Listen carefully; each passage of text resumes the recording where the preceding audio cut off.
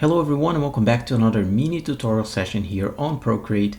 And for today's video, I actually want to show you how you can treat your photos, the photography that you take from your camera, from your phone, and say that you want to post that on Instagram, but you want to post that with a way more stylized look or even psychedelic look per se. So we're going to be creating these really cool color combinations with your photos, and I'm going to show you not only one but three different ways to actually treat your photos so that they look very stylized and very beautiful, so that when you post those on Instagram, they are certainly going to be catching a lot of attention out there.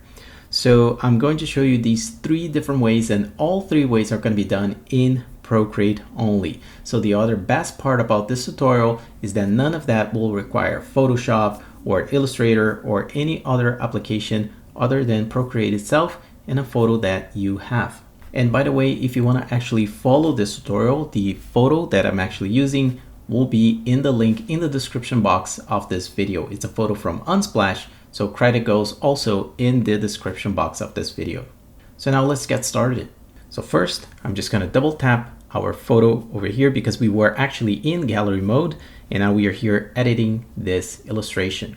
Also, I just want to point out that I've actually edited this photo to be a 1920 by 1080 on a canvas, on a 1920 by 1080 canvas as well. So I've actually resized and downsampled the photo from Unsplash because it does come with a very, very high resolution, and that actually what occurs on Procreate is that we're given then less layers depending on your iPad model.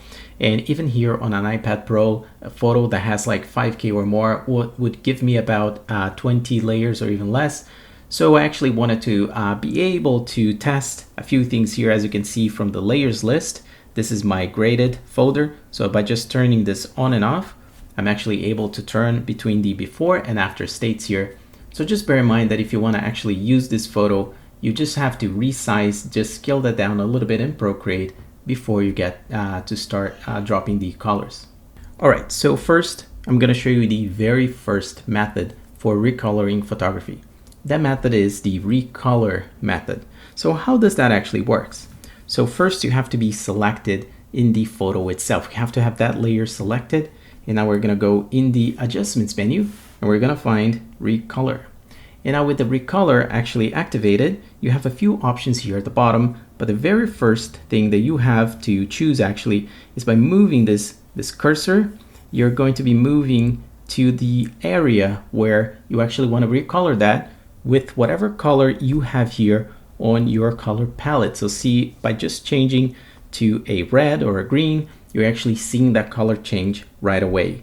And I do have to say, it does generate some really interesting effects, because what the Recolor tries to do, it tries to actually find the pixels, find the threshold from the pixel area that you've selected by color and by hue, so it doesn't necessarily color everything else at the first time.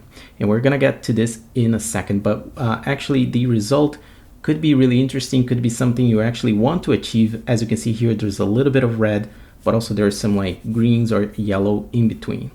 So I'm just gonna undo this because I just wanna show you something first. So we're gonna go back into Recolor. I'm gonna move our cursor back into this hillside.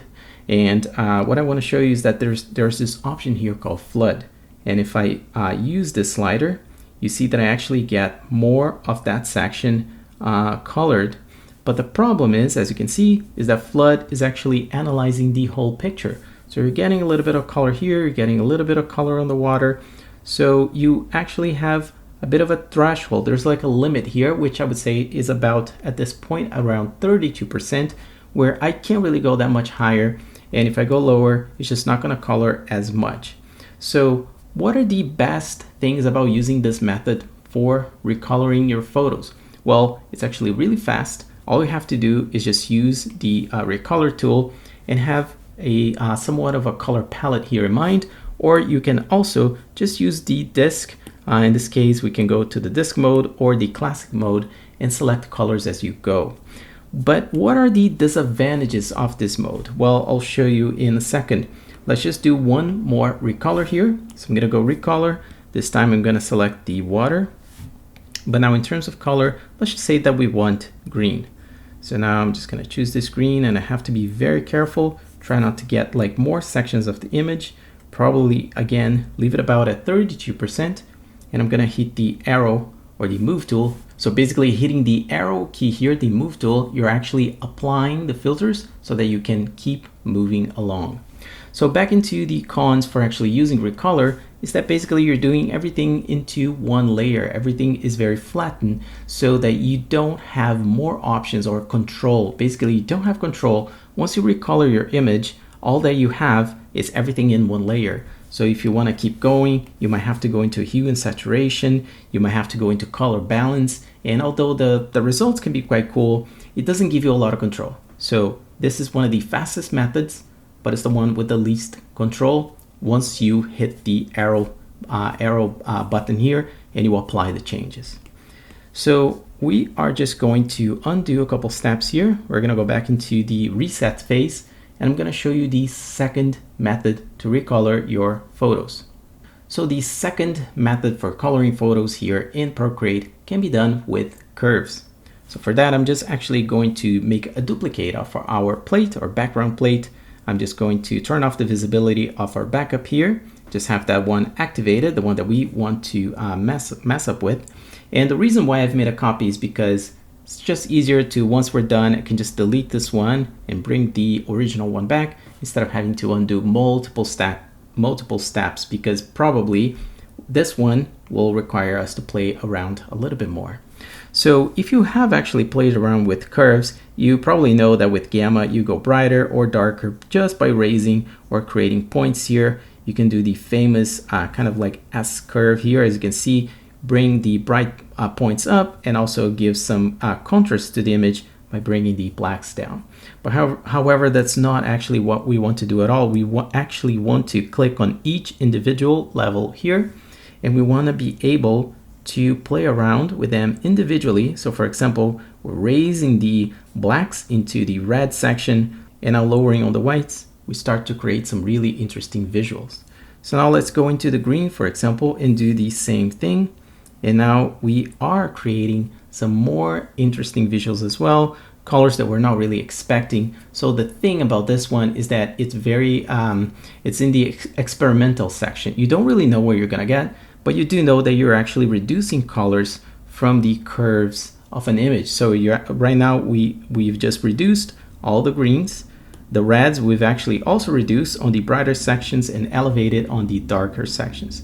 So I'm just gonna hit apply here to show you something. So now we have this one layer, and now the really good reason for having a backup, we can duplicate again, and I'm gonna turn that top layer off. Now let's go with the same kind of reasoning, going to the curves. And now let's do some more like experiments here. So blue, we're gonna leave it like that. And then green, let's see if we do a little bit of this as well, just so the picture looks a little bit more like kind of purplish red. I think that's pretty cool. Now we're gonna hit OK. And now we have these two different layers. So what do we do with these? Well, even though this could be seen as like changing the colors to your photos, I think really the best thing to do here with multiple copies, so you don't really just have to do 2 copies here, you can go with a little bit more.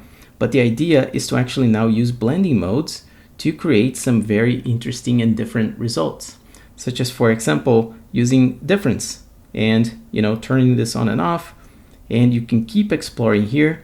So what are some of the best things about this method of curves? Is once again is really fast to get to some results, and actually you can play with blend modes. So there's actually something to be said here by being able to play with blend modes.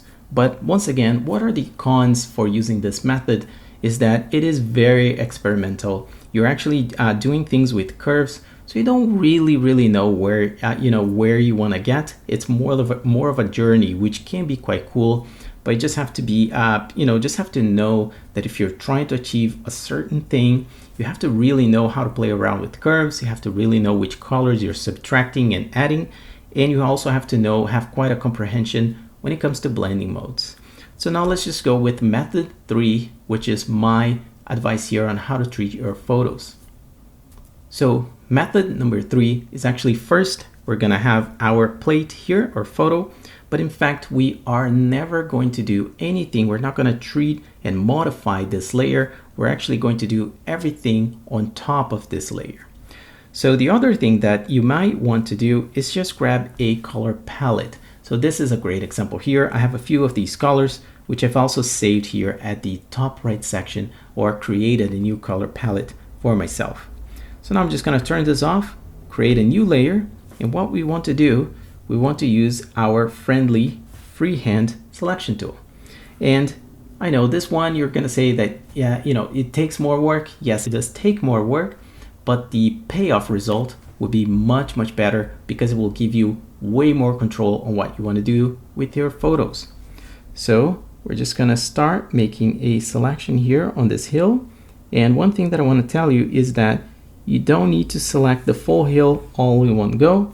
We make one first selection and we can keep going, making the whole selection of the hill in multiple steps. Another thing that I like to do, as you can see here, it's probably kind of hard to see the cross hatching, which means it's like what's selected versus what's not selected on this picture. But you can also go into the actions menu here and you have the selection mask visibility. I can bring this all the way up to 100% and it's going to be super harsh, and you're definitely going to see where you're selecting. But what I want to show you is that you can continue now to make selections and select the hill, knowing exactly what pixels you have selected. So for example, in this section here, I think I kind of went over, I can see a little bit of blue. So I just go into the remove button right here, and we're gonna take a little bit of those pixels out. And now I'm gonna take a little bit of these pixels as well. And as you can see, already looks much better, like a way better result on selecting this left kind of hillside. So if you want to go back into adding sections, just tap on the add and we just keep on going. So we're going to be still selecting this hill a little bit, and I'm actually going to go into my actions menu, bring down the selection mask visibility because it is very, very strong right now.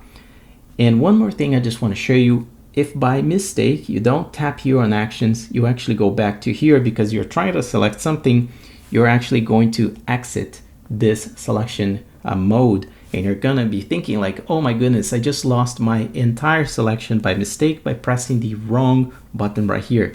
But do not be afraid. All you have to do is just tap and hold the selection button, and Procreate actually remembers your last created selection, your last created step, and you can continue from here with your Apple Pencil or whatever tool you're using to continue this tutorial.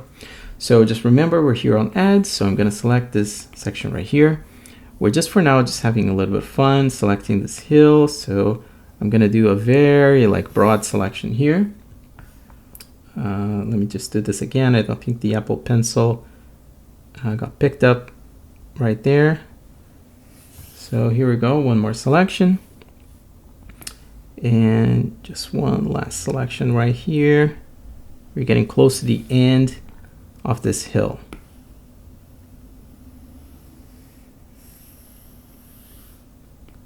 Okay, so we still have a little bit here to select, so I'm going to try to do this as quickly as possible. I'm going to try to draw it as a line, and then one last one here, and I'm just going to remove a couple pixels here. Done. So let's just say we have our first hill selected. So I'm going to hit the layers panel, and now that we have our new created layer right here, we're going to tap on this layer and select the option fill layer. So now we fill this layer with color, and now it's going to be up to us to find the best kind of blend mode. I would suggest a couple here. First, you can start with overlay, but if you think that's a little bit too strong for you, maybe you can try a combination that what I do quite a bit as well is soft light. Then I duplicate our layer, and you can even just keep soft light and bring down the opacity to about 50%, or you can then do overlay. And now you have a combination of soft light and overlay to that little hillside mountain. Maybe if you still think it's a little bit too strong, you can go on the overlay to about 20 to 25%.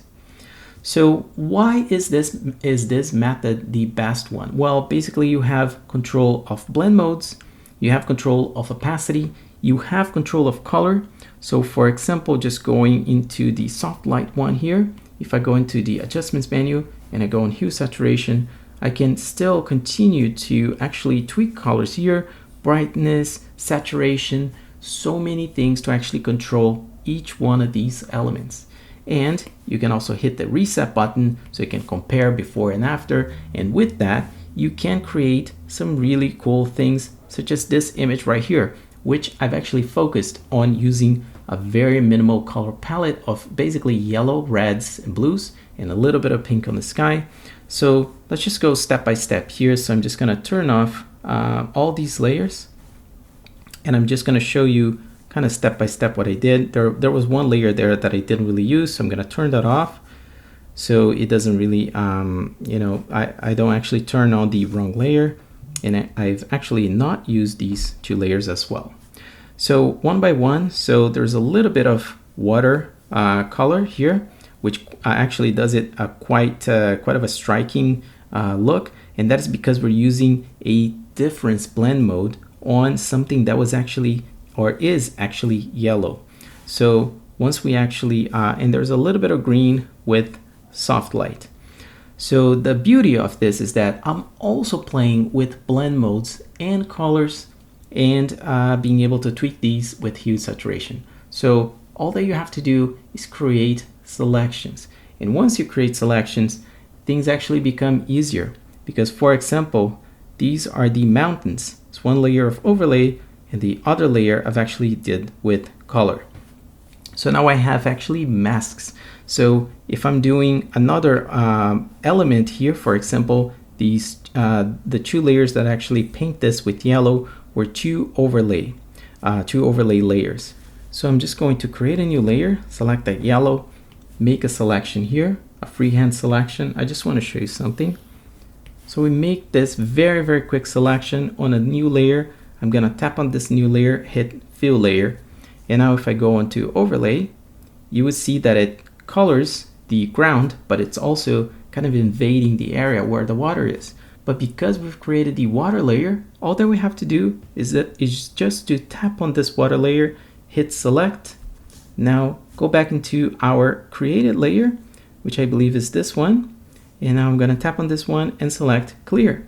So now what I've done, I've actually deleted the pixels that were invading the water layer, because we do have actually a mask for that. So all of a sudden it becomes very quick for us to continue making color fills and selections, because every selection and every fill that we make becomes a mask to help us to make the next element if we ever go a little bit over other sections of this image.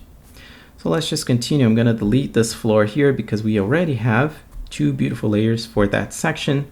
Now when it comes to the sky, I've actually used a color blend mode with just a little bit of pink, and I've used it twice just to kind of give a little bit more you know, appearance to the top left section here. Then I think there's this, the photo itself I'm using with luminosity because I'm just brightening a little bit of this top right mountain right here.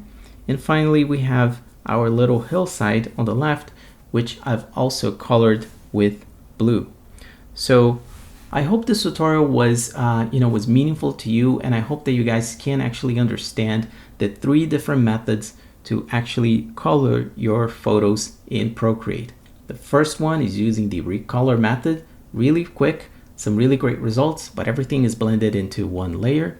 Second method is using the curves, which kind of needs a lot of knowledge in terms of blend modes and what curves, what colors you're actually diminishing or amplifying in what actually sections of the image. So it's actually quite tricky to get to where you want to be or you want to go with the photo. And the third and last method, which is my recommended one, is to actually make freehand masks from your photos and then actually fill these new layers with color and then play around with their hues, their blend modes, and things like that in order to get to some really, really cool results. So that's it for this video, guys. I hope you guys enjoyed it, and if you did, a like would be super appreciated, as well as make sure to hit the subscribe button and the bell notification icon so you don't miss any of these tips and tricks, reviews, and speed paint videos. And that is all for you to become a better digital illustrator. Now on the right side of the screen right here, there's more content for you guys to watch and expand your skills on how to become a better digital illustrator in Procreate. Thank you so much for watching, and I'll see you on the next one. Ciao.